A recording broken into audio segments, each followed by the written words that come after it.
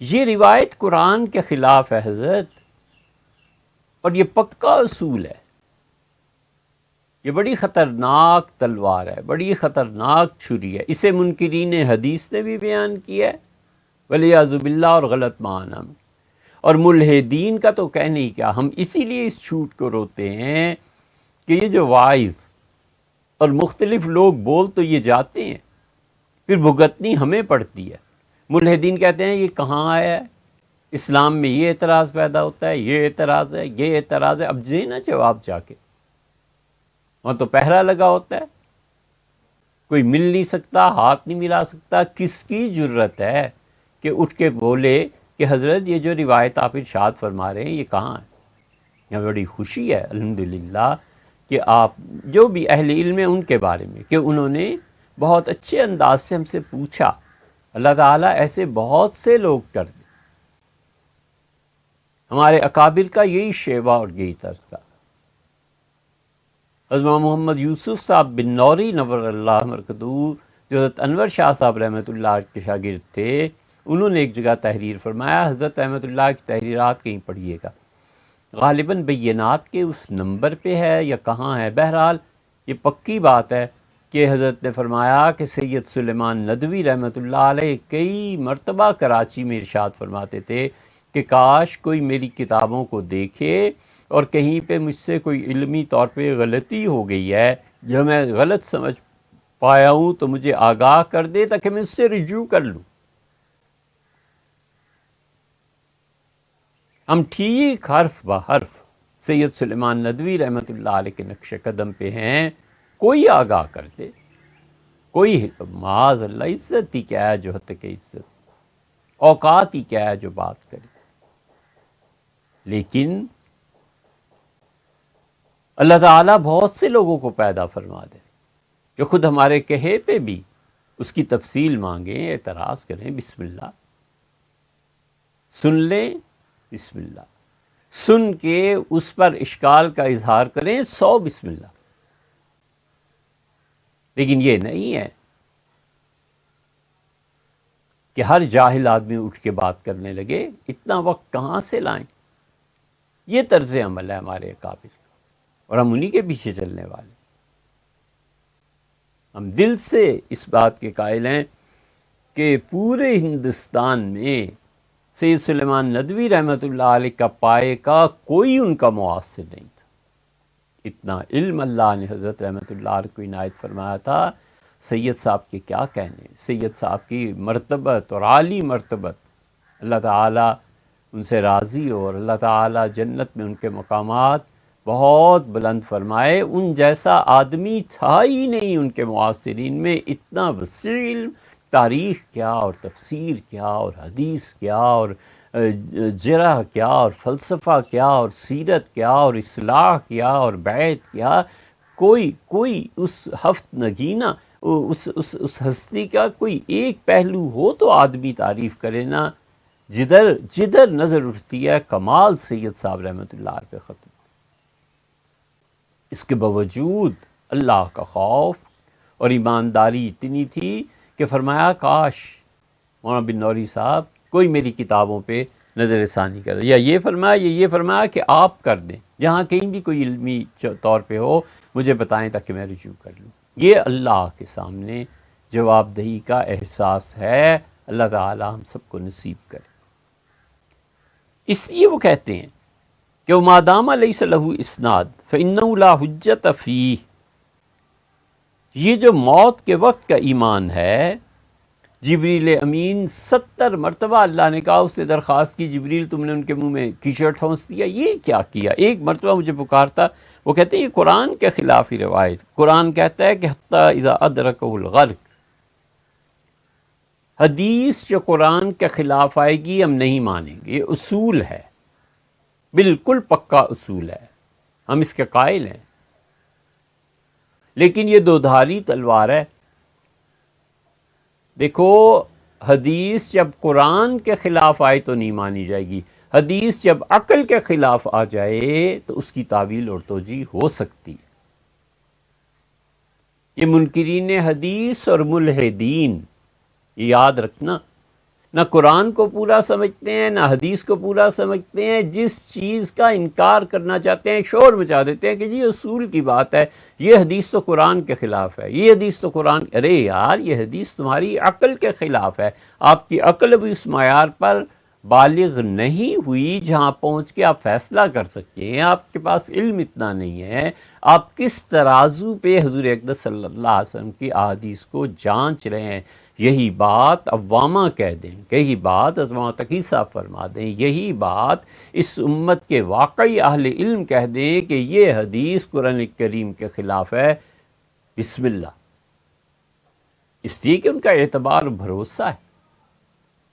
سنار کہہ دے کہ یہ سونے کا پانی چڑھا ہوا ہے، اصل میں کچھ نہیں ہے. اور ایک بچہ کہہ دے، بچہ اگرچہ سچ بات کہے گا مگر اس کا اہل نہیں ہے کہ وہ جانچ سکے.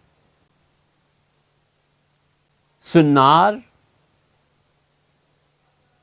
چاہے ایک آنکھ سے دیکھتا ہو، وہ اس کا اہل ہے کہ اس پہ حکم لگا. اس فرق کو ہمیشہ سمجھو. جس اصول کو پیش کر رہے ہیں یہ ملحدین بھی استعمال کرتے ہیں، منکرین حدیث بھی پھر دہرا دیتے ہیں. یہ کہتے ہیں یہ حدیث جی قرآن کے خلاف ہے، یہ حدیث قرآن. ارے یار، نہ تم قرآن سمجھتے ہو نہ حدیث سمجھتے ہو. یہ حدیث تمہاری عقل کے خلاف ہے، اس لیے تم نہیں مانتے.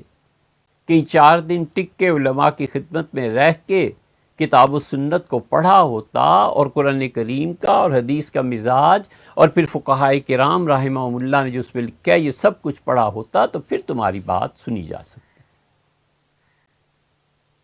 اس لیے یہ اصول یہاں پہ ہم آپ کے سامنے پیش کر رہے ہیں کہ اللہ کہتا ہے حتی اذا ادرکہ الغرق، یہاں تک کہ فرعون جب ڈوبنے لگا اس نے 3 باتیں کہیں. اس نے کہا میں ایمان لایا، اور یہ کہ اللہ کے علاوہ کوئی خدا نہیں ہے، اور پھر کہا کہ آمن تو بھی بنو اسرائیل، میں بنی اسرائیل کے پروردگار وَأَنَا مِنَ الْمُسْلِمِينَ، اور اللہ میں مسلمانوں میں سے ہوں.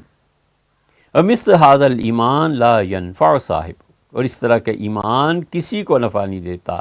قارون کا آخری وقت میں اقرار جبکہ عذاب نظر آ رہا تھا، اور فرعون کو جو عذاب نظر آ رہا تھا، اللہ کہتا ہے، اللہ کیا قرآن میں کہتا ہے؟ اللہ کہتا ہے فَلَمَّا رَأَوْا بَأْسَنَا، جب ہمارے عذاب کو انہوں نے دیکھ لیا. جس کافر کو خدا نے پکڑا ہے اور جہنم اس کو نظر آنے لگا ہے، اللہ کہتا ہے جب اس نے اس باس عذاب کو دیکھا، قالوا آمنا باللہ وحدہ، ہم ایک اکیلے پروردگار پر ایمان لائے. اس عموم میں قارون بھی آ گیا، فرعون بھی آ گیا. وَكَفَرْنَا بِمَا كُنَّا بِهِ مُشْرِكِينَ، اور جو کچھ ہم شرک کرتے رہے اللہ آج ہم اس کا انکار کرتے ہیں. تو اللہ نے کہا اس وقت کا ایمان قبول نہیں ہوتا ان کا. فَلَمْ يَكُ يَنْفَعُهُمْ إِيمَانُهُمْ لَمَّا رَأَوْا بَأْسَنَا، جب عذاب نظر آنے لگے تو لوگوں کسی کا ایمان اسے نفع نہیں دے گا. سنت اللہ التی قد خلت فی عبادہ، اللہ کی یہ سنت اور اللہ کا طریقہ رہا ہے ہمیشہ ان کافروں کے بارے میں. وَخَسِرَ هُنَالِكَ الْكَافِرُونَ، کافر خسارے میں گئے، ٹوٹے میں گئے، برباد ہو گئے کافر جب گرفت اور جہنم کو دیکھ کر ایمان لائے. یہ اللہ نے سورہ غافر کی 84 اور 85 نمبر آیت میں فرمایا ہے. تو یہ قارون والی روایت اور یہ فرعون والی روایت یہ خدا کی اس بات کے خلاف. دوسری جگہ وہی الان اللہ نے فرعون کو اسی وقت جواب دے دیا تھا. کہاں گئی یہ بات کہ جبریل امین نے ٹھونسا اور اللہ نے ان پہ عتاب فرمایا اور موسیٰ علیہ السلام پہ عتاب فرمایا قارون کے مقابلے. اللہ کہتا ہے اس نے مجھ سے کہا تھا تو میں نے اسے جواب دے دیا تھا کہ وَكُنْتَ مِنَ الْمُفْسِدِينَ، تو فساد فی الارض کا قائل تھا، تو نے فساد مچایا ہوا تھا. ہم تو کہتے ہیں کہ ان دونوں آیات کے خلاف یہ روایات جاتی ہیں. اور کیا تعلق ہے اس کا موسیٰ علیہ السلام اور جبریل امین سے، ان کے عتاب سے؟ کوئی خدا نے ان پہ ناراضگی کا اظہار نہیں فرمایا. بل لِقَوْنِهِ مَاتَ كَافِرًا، یہ کافر مرا فرعون اور قارون بھی، اور ان کے ایمان نے انہیں کوئی نفع نہیں دیا. اور پھر وہ کہتے ہیں اس کی تحقیق میں کہ دیکھو یہ روایت ابن ابی شیبہ نے اپنی مصنف میں ذکر کی ہے. یہ وہی ہے نا جس کا آپ حوالہ ہمیں بار بار دے رہے ہیں. اور پھر کہتے ہیں تبری نے بھی اپنی تاریخ میں وغیرہ میں، تبری نے بھی اپنی تفسیر میں یہی روایت نقل کر دی ہے. اور پھر انہوں نے کہا کہ یہ حدیث جو ہے یہ عبداللہ ابن عباس رضی اللہ تعالی عنہما پر پہنچتی ہے. وَأَنَّ عبداللہ ابن عباس كَانَ يَأْخُذُ عَنْ كَعْبِ الْأَحْبَارِ، اور عبداللہ ابن عباس رضی اللہ عنہما اس قسم کی روایات جو ہے نا یہ حضرت کعب احبار رضی اللہ عنہ سے لیتے ہیں. کعب اور ہیں ایک جو امام القراء ہیں، اور ایک یہ کعب اور ہیں جو یہودی تھے پھر مسلمان ہو گئے تھے. تو انہوں نے کہا کہ اس لیے عبداللہ ابن عباس رضی اللہ عنہما کی روایت اخذہ عن بنی اسرائیل، یہ بنی اسرائیل کی روایات ہیں. عراقی بہت بڑے محدث ہیں، وہ کہتے ہیں کہ سمع جماعت من الصحابۃ من کعب الاحبار، صحابہ رضی اللہ عنہ نے بہت سی روایات کعب ہی سے لی ہیں. منہم العبادلہ شرح التبصرہ والتذکرہ، یہ اس کی شرح میں لکھا ہے، عراقی کی کتاب ہے حدیث میں. یہ کہنے میں حق بجانب ہے کہ آپ نے اس کا نام بھی نہ سنا ہوگا. عراقی رحمۃ اللہ علیہ جیسے ناقد اصول حدیث کے ماہر کہاں ہوتے ہیں، انہوں نے صاف اس میں لکھا اور کہا کہ بہت سے صحابہ رضی اللہ عنہم جن میں عبادلہ اربع ہیں، عبداللہ ابن عباس، عبداللہ ابن زبیر، عبداللہ بن عمر اور عبداللہ بن عمر بن العاص، خاص طور میں ان میں عبداللہ بن عمر بن العاص یہ اپنی طرف سے اضافہ کر رہے ہیں، یہ تو بہت بنی اسرائیل کی روایات بیان کرتے تھے. انہوں نے کہا یہ سب اس میں شامل ہیں کہ یہ بنی اسرائیل کی یہودیوں کی روایات بعض مرتبہ بیان کرتے ہیں، پھر اس پر تحقیق کرنی پڑتی ہے.